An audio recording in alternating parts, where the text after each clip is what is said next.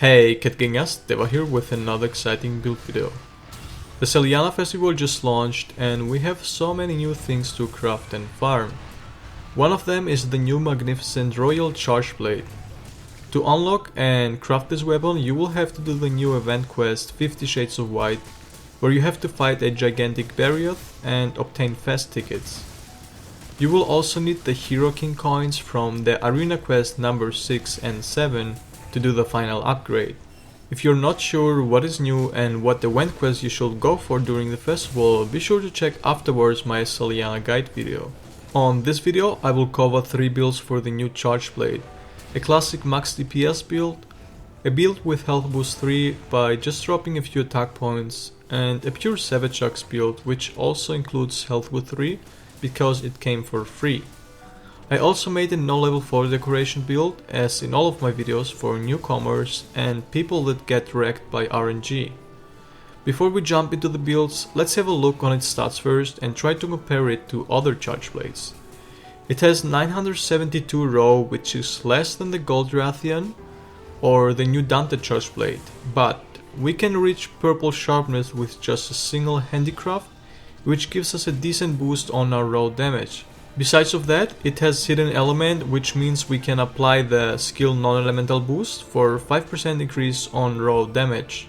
And we already should have about the same raw as Gold Rathian. The 15% base affinity gives us a lot of comfort to make our builds too.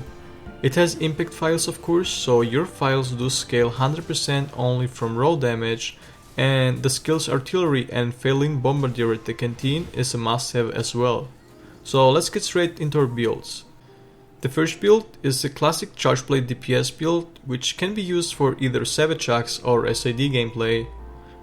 You will notice that we have a Gamma part, which I recommend to get now if you don't have it, because Gamma Helmet from Teostra is better than the Master Rank, since it can fit in more skills.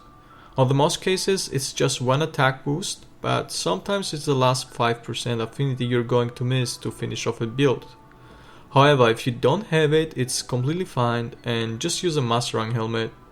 2 levels of Handicraft is all you need for a comfortable and long-lasting sharpness to a Tumasa's touch, as long as you hit weak spots. 1 is also enough to reach purple, but I'm pretty sure it won't last that long. As for augments, you should go for 1 affinity to reach 100% crit chance and 1 health regeneration.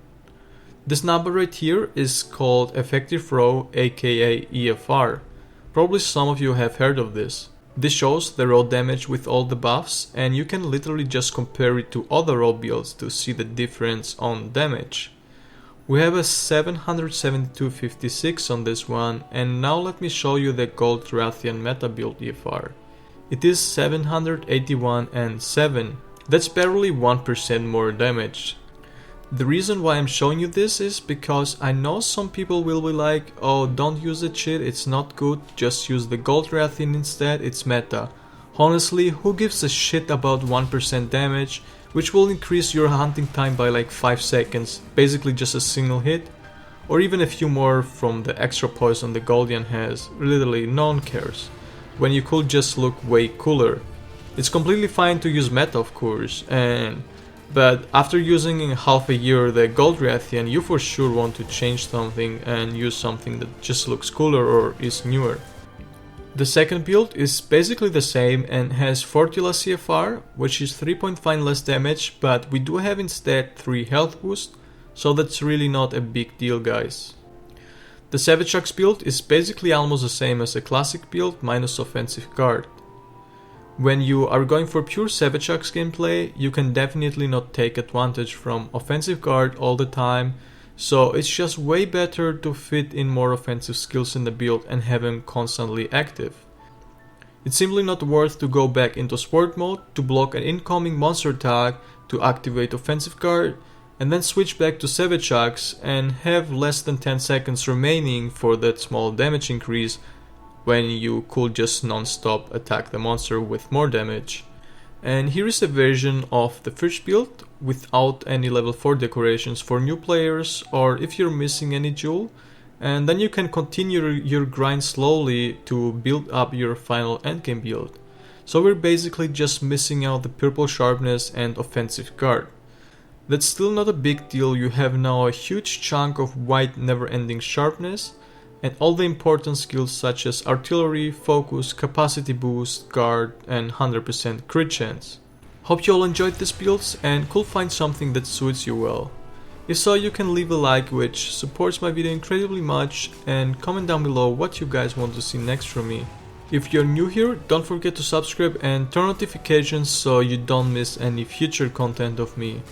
I do post builds, guides, speedruns, and creative for playa hunt videos. With that said, I wish you all a nice day and happy hunting, guys. Don't forget